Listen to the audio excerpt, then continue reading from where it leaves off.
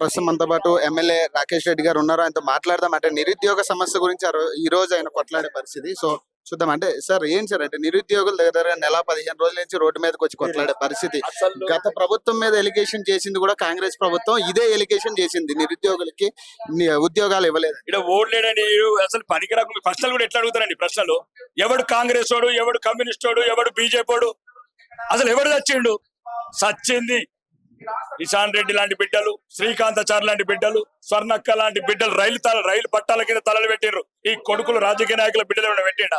ఉద్యోగాలు వస్తాయని పెట్టిండ్రు. కాబట్టి ప్రధాన డిమాండ్, నిరుద్యోగుల డిమాండ్ ఏదైతుందో ఉద్యోగుల భర్తీ అనేది 2,50,000 కాదు, దమ్ముంటే 3 లక్షల ఉద్యోగాలు భర్తీ అయ్యి బడ్జెట్ పెరిగింది 3 లక్షల కోట్లు.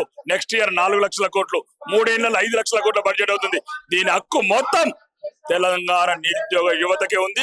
అమరవీరుల ఆత్మతర్పణకు ఫలితం దక్కాలంటే మీరు ఇంతగా మాట్లాడుతున్నా కూడా ప్రభుత్వం నుంచి రెస్పాన్స్ రావట్లేదు. ఎట్లా చూడాలి సార్? ప్రభుత్వం అంటే ఎవడు? ప్రభుత్వం అంటే ఎవడు? మీదికెళ్ళి పడ్డాడు. మీదికెళ్ళి పడ్డా? ఇంతకు ముందు తెలివేండు.